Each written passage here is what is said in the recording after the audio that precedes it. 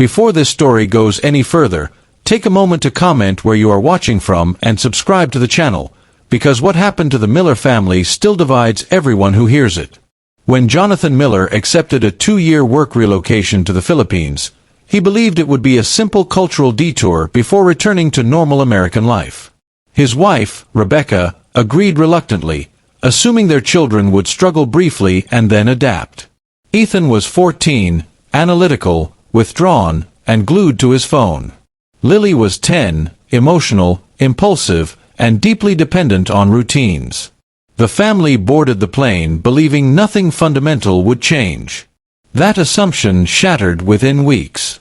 Calls from relatives back home slowly shifted from excitement to confusion. Teachers emailed Rebecca with concerns that made no sense. Friends accused the children of becoming unrecognizable. Jonathan brushed it off as exaggeration, but something deeper was happening. The kids were not rebelling. They were transforming. Values were shifting. Priorities were rearranging. Words like gratitude, patience, and community began replacing entitlement and urgency. By the time the family realized the change was permanent, there was no going back to who the children used to be. The first sign came when Ethan stopped asking for things. No new phone. No gaming console. No complaints about boredom. Jonathan noticed it during a routine video call with his brother back in Ohio. Ethan listened quietly, smiled politely, and ended the call without mentioning the latest phone release he had obsessed over for months.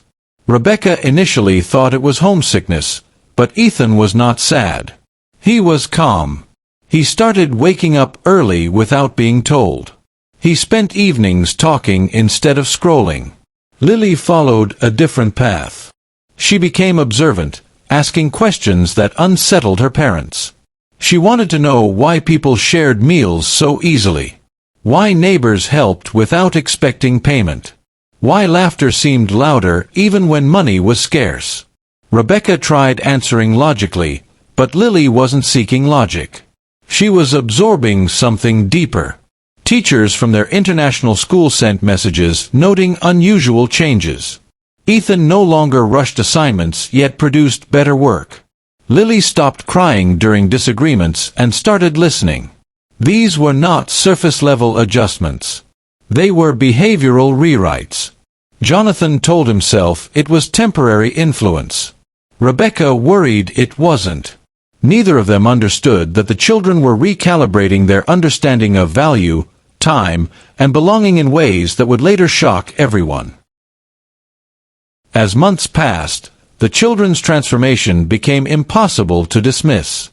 Ethan declined a competitive summer program his cousins would have killed for. He said it conflicted with commitments he had already made. Rebecca asked what commitments a teenager could possibly have that outweighed future advantages.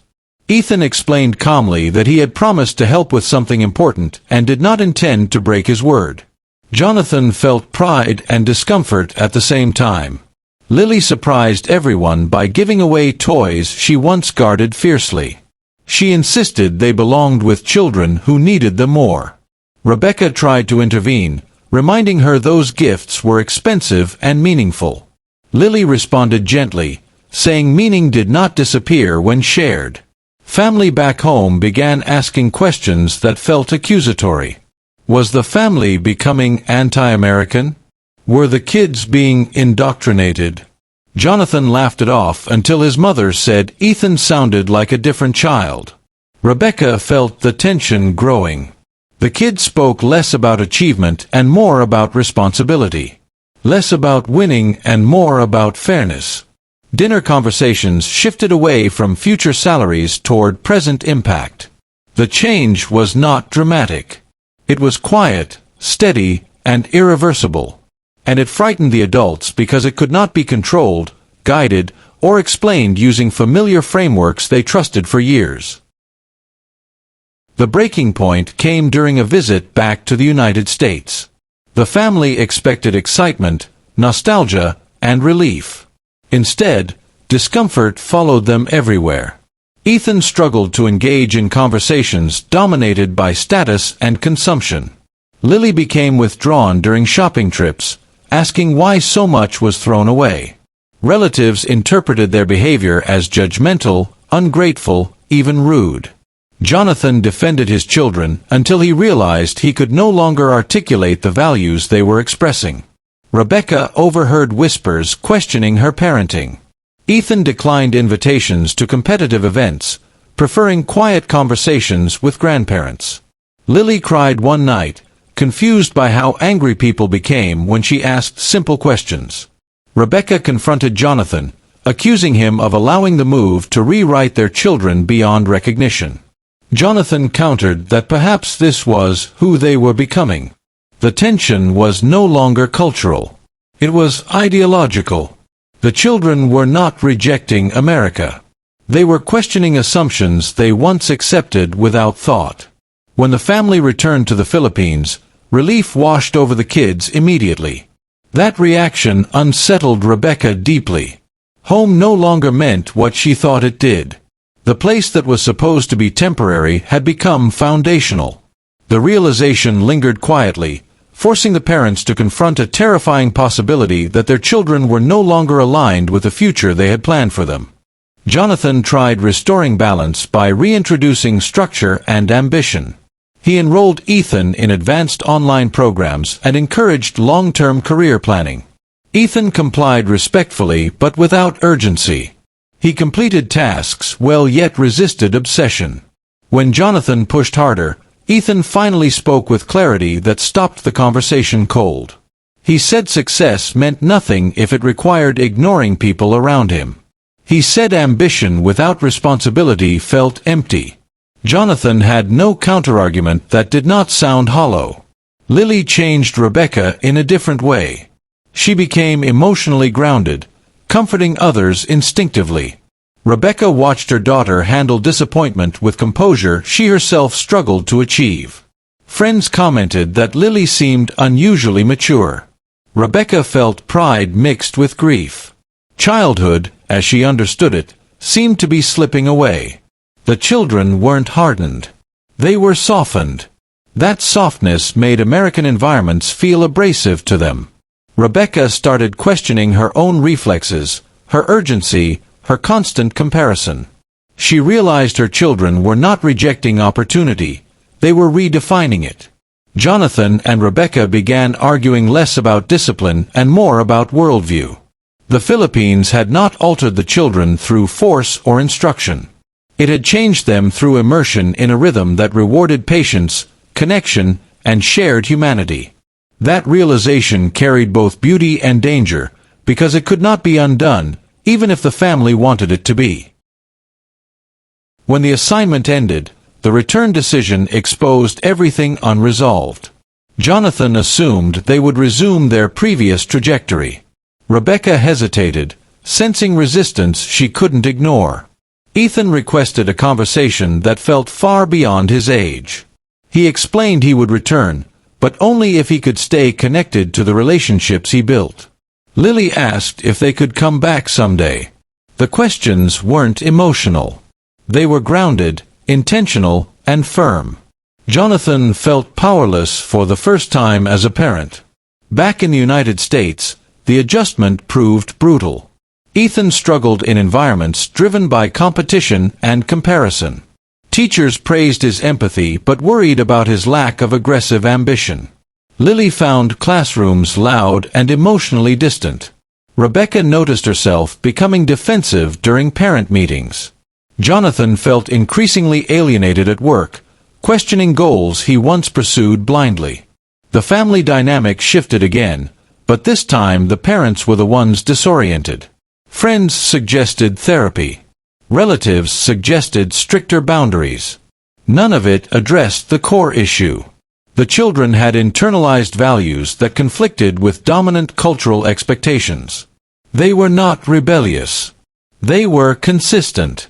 And consistency frightened people more than defiance. Jonathan eventually admitted what he feared most. The Philippines had not temporarily influenced their children. It had fundamentally reoriented them. And in doing so, It had quietly forced the parents to confront their own unresolved dissatisfaction with the lives they once considered unquestionably successful. Community reactions intensified the pressure. Other parents accused the Millers of raising idealists unprepared for reality. Teachers subtly discouraged Ethan from pursuing paths deemed impractical. Lily was labeled overly sensitive. Rebecca noticed how quickly compassion was reframed as weakness.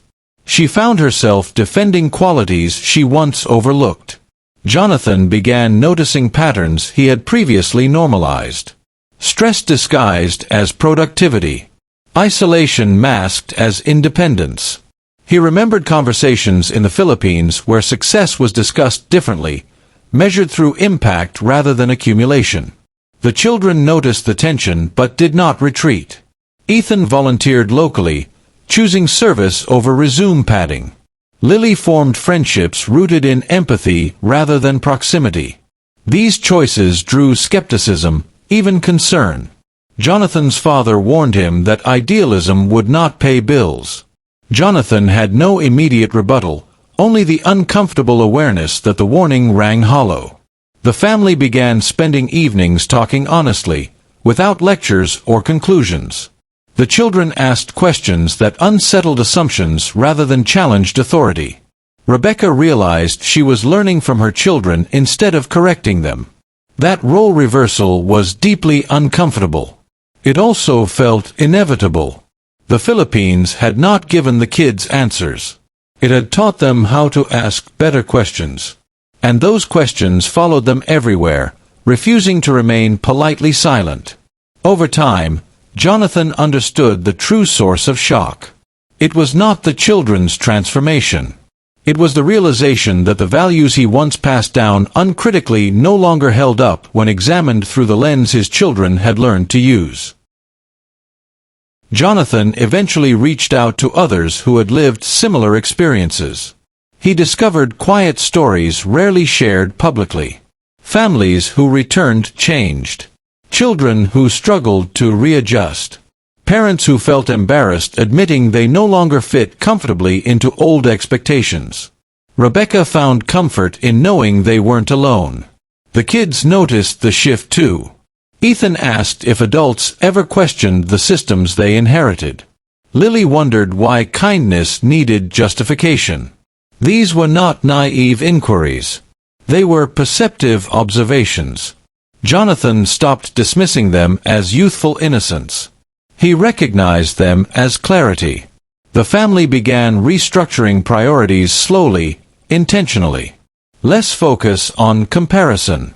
More attention to connection. That shift drew criticism, but it also brought peace. Financial goals remained, but they no longer defined worth.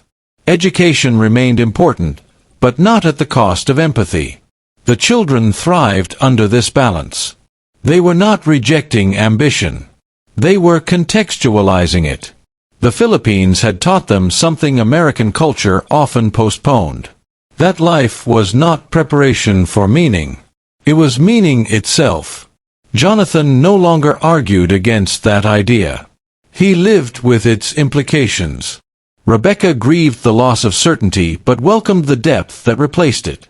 The shock gradually transformed into gratitude. The family did not become perfect. They became conscious. And consciousness, once awakened, refused to be silenced, no matter how loudly the world insisted on returning to familiar, comfortable, unquestioned patterns. Years later, people still asked what happened to the Miller children. The question always carried an edge, as if something had gone wrong. Jonathan answered differently each time, depending on the listener. Sometimes he said they grew up. Sometimes he said they learned perspective. Rarely did he mention the Philippines directly. Rebecca noticed that those who pressed hardest were often wrestling with unspoken dissatisfaction themselves.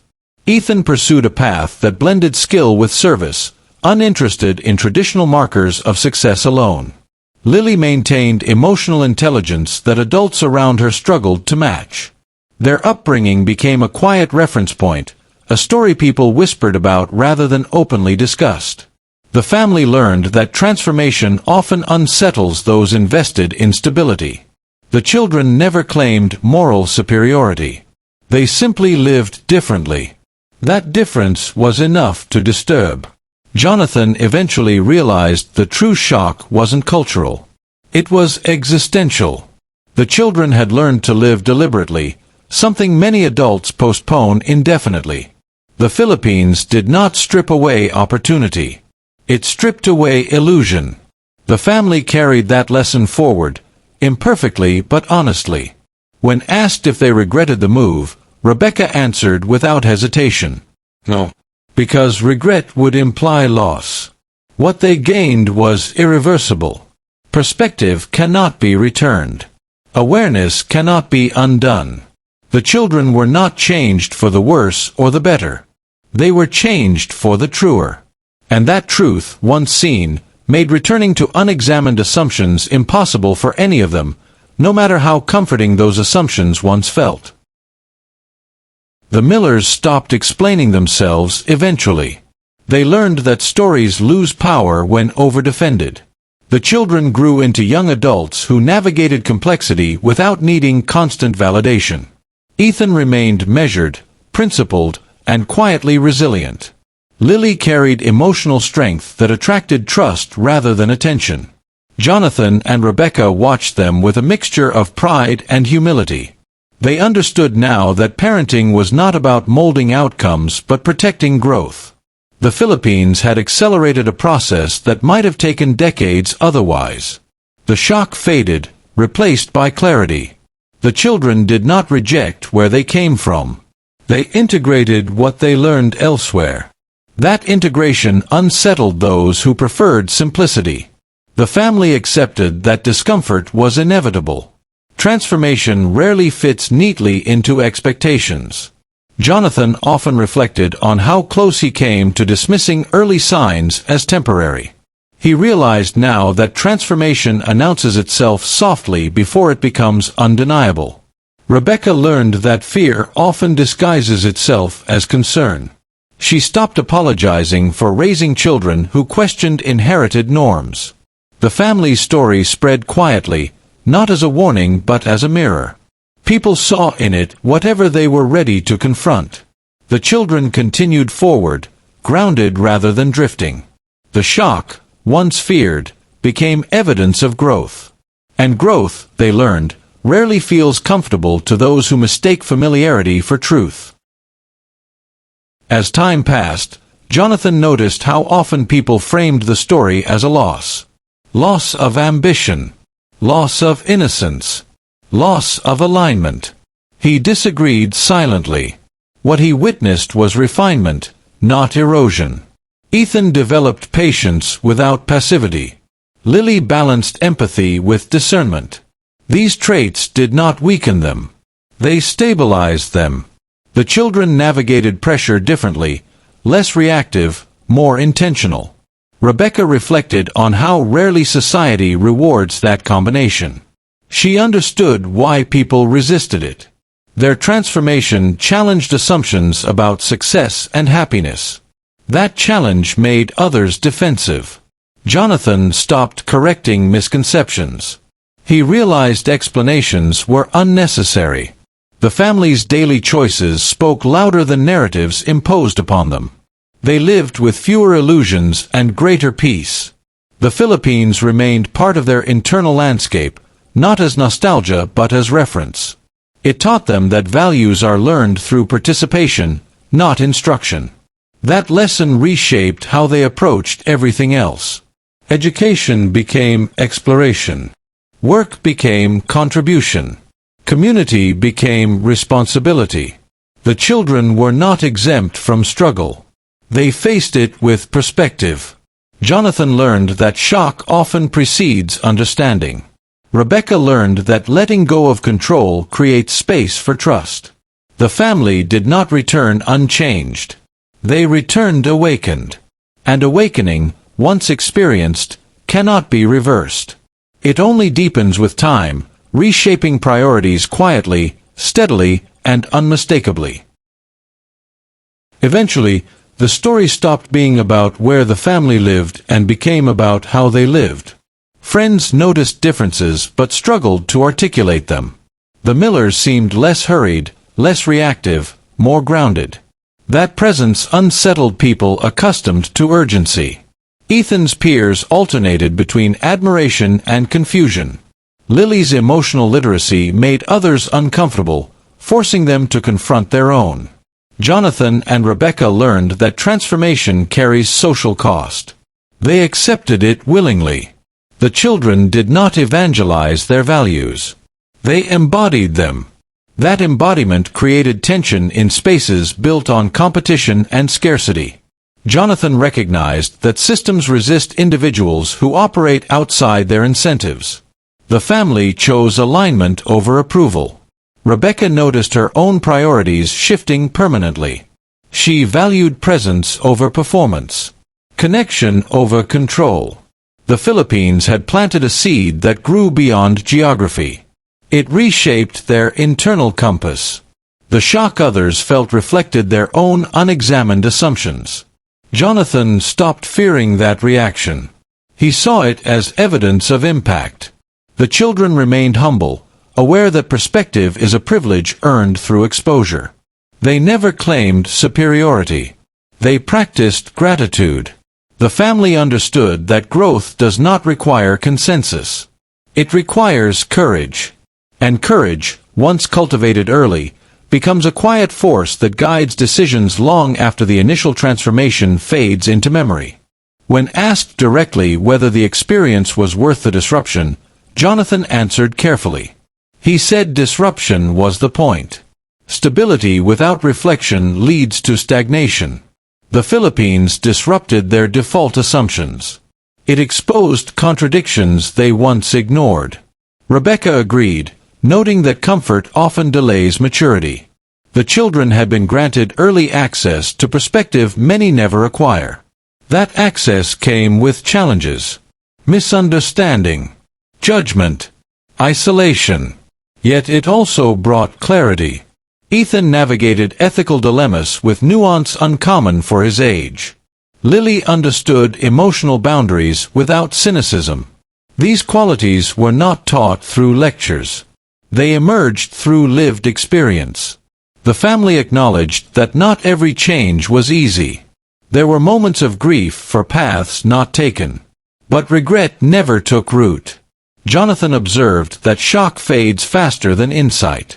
Rebecca realized that fear often signals proximity to truth. The family no longer sought to justify their journey. They lived its outcome. The children continued evolving, grounded in values shaped through exposure rather than prescription. The Philippines did not define them. It revealed them. That distinction mattered. The story never resolved neatly. It wasn't meant to. Transformation rarely concludes.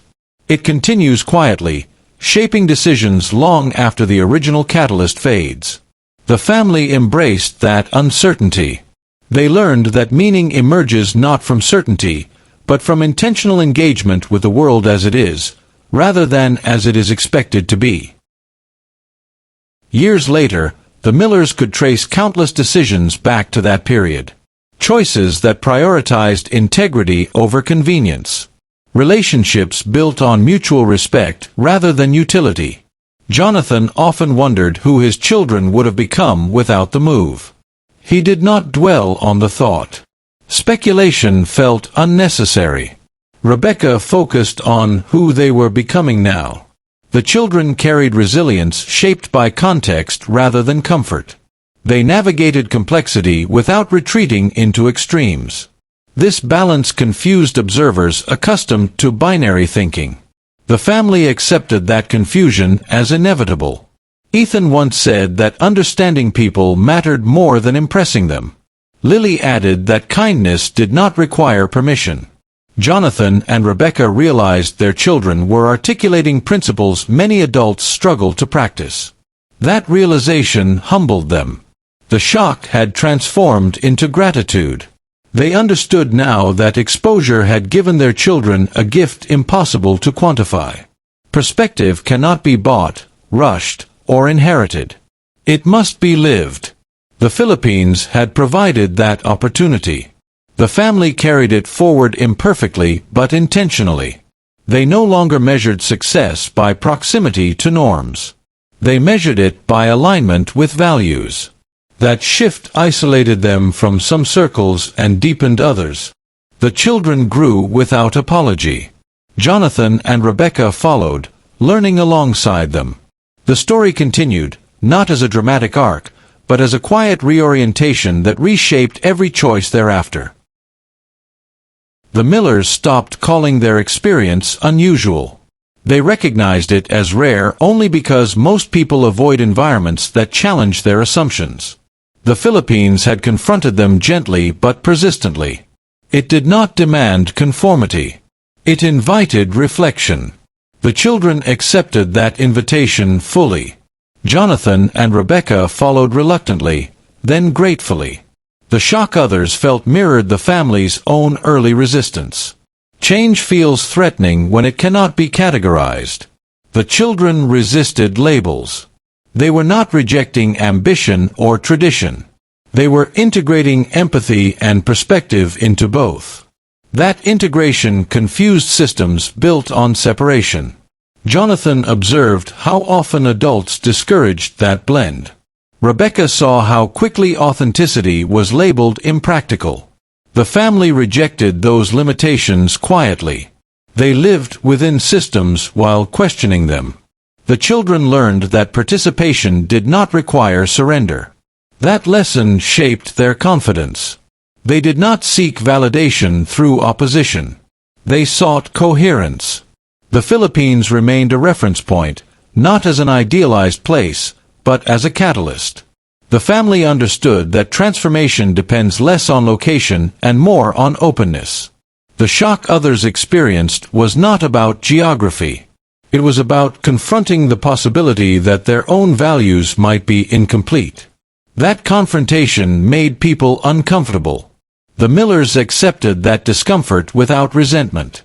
They understood that growth often arrives disguised as disruption, challenging comfort before offering clarity. As adulthood approached, Ethan and Lily carried their values into new spaces. Universities, workplaces, communities. They encountered resistance and admiration in equal measure. Jonathan and Rebecca watched with cautious pride. They knew the world would test their children's convictions. They trusted their foundation. The Philippines had not insulated them. It had prepared them. The children navigated setbacks without cynicism. They adapted without abandoning principles. That balance was rare. Jonathan realized that shock often stems from fear of losing control. Rebecca understood that allowing transformation requires trust. The family had learned that lesson together. They no longer viewed their experience as disruptive. They saw it as formative. The story evolved from shock to example, though rarely labeled as such. The Millers did not seek attention. They lived intentionally. The children's choices continued to challenge assumptions subtly, persistently. People noticed. Some leaned in. Others pulled away. The family accepted both reactions. They understood that transformation cannot be forced. It must be encountered. The Philippines had offered that encounter. The family embraced it fully. They moved forward without nostalgia or regret. They carried perspective as a compass rather than a destination. The shock that once unsettled everyone became evidence of growth realized too early for comfort, but precisely on time for meaning. The story continued quietly, shaping lives without needing validation or applause. Jonathan eventually articulated what he had struggled to express for years. The children did not change because they were taught differently. They changed because they experienced difference without hierarchy. That experience dismantled assumptions without confrontation. Rebecca added that empathy flourishes where comparison fades. The Philippines had provided an environment where value was not constantly measured against others. The children absorbed that lesson instinctively. Jonathan realized how rarely American environments allow that kind of neutrality.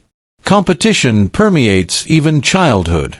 The family's return exposed that contrast sharply. The children felt it immediately.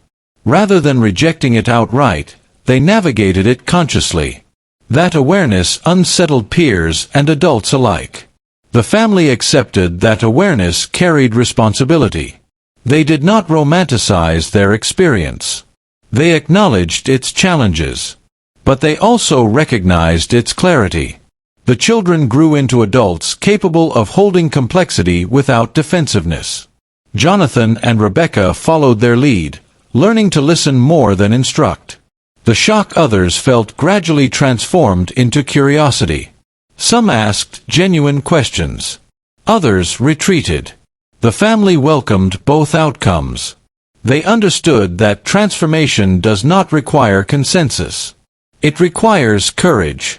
The Philippines had planted that courage early. The family nurtured it patiently. They no longer feared being misunderstood. They valued alignment over explanation. The story did not end. It matured, unfolding quietly through choices shaped by perspective earned through experience rather than inherited assumptions. Looking back, Rebecca recognized how fear initially framed her resistance. Fear of losing control. Fear of losing familiarity. Fear of raising children who would not fit easily into predefined paths. The Philippines dismantled those fears by replacing them with trust. Jonathan realized that shock often signals proximity to growth. The children had crossed that threshold early. The parents followed later. The family learned that comfort can obscure clarity. Discomfort, when engaged honestly, reveals it. The children did not become rebels. They became grounded. That grounding challenged systems dependent on urgency and insecurity. Jonathan noticed how often confidence rooted in values unsettled those reliant on external validation. Rebecca observed how empathy disrupted transactional relationships. The family accepted those disruptions as necessary. They understood that transformation carries consequence. The Philippines did not offer answers. It offered exposure. The children did the rest. The shock experienced by others became a mirror reflecting unexamined assumptions. The family stopped internalizing that reaction. They understood it was not theirs to resolve. They lived forward intentionally. The children's values continued evolving, shaped by new experiences layered upon foundational perspective. The story resisted simplification. It remained complex, unfinished, and deeply human. The shock that once defined it faded into context. What remained was growth grounded in awareness, resilience nurtured through exposure, and a quiet confidence that did not seek permission to exist. Over time, the family's experience became less about geography and more about intentional living. Jonathan and Rebecca noticed how often people sought shortcuts to transformation. They understood now that shortcuts rarely exist. The Philippines did not transform their children quickly. It transformed them deeply. That depth could not be replicated through programs or philosophies alone. It required immersion. The children carried that depth into adulthood. They navigated complexity without retreating into extremes. Jonathan realized that moderation rooted in values is often misunderstood as indecision. Rebecca recognized how clarity threatens rigid systems. The family accepted that misunderstanding as part of the journey. They stopped seeking validation from those unwilling to question inherited norms. The children remained open rather than defensive. That openness attracted authentic connections and repelled performative ones. The family understood that transformation narrows circles while deepening bonds. The shock others felt became irrelevant. What mattered was alignment. The Philippines had provided a lens through which life appeared differently. The family continued adjusting that lens, refining focus rather than discarding perspective. The story never concluded. It evolved quietly, shaping decisions without announcement. The Millers no longer introduced their experience as exceptional. They introduced it as formative. The shock had served its purpose. It had signaled change. What followed was integration, lived daily without spectacle, grounded in values learned through experience rather than instruction or expectation. Today, the Miller family rarely discusses the shock openly. It feels unnecessary. The transformation speaks through choices rather than stories. The children live intentionally, guided by values shaped early through exposure rather than pressure. Jonathan and Rebecca remain grateful for discomfort that forced growth. They understand now that certainty is often the enemy of awareness. The Philippines disrupted certainty gently but decisively.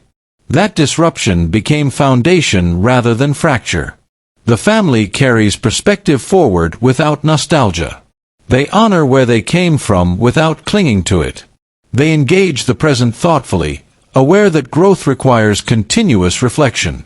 The shock others experienced no longer defines the narrative. What defines it is integration. The children did not abandon ambition. They contextualized it. They did not reject tradition. They examined it. That examination unsettled those invested in unexamined norms. The family accepted that tension without apology. They understood that transformation cannot be made comfortable for everyone. It is not meant to be. The story continues quietly, shaped by choices aligned with values rather than expectations. The Philippines remains a chapter, not a destination. The shock remains a signal, not a verdict. What endures is awareness, earned early and carried forward deliberately, shaping lives without needing validation, explanation, or permission to exist.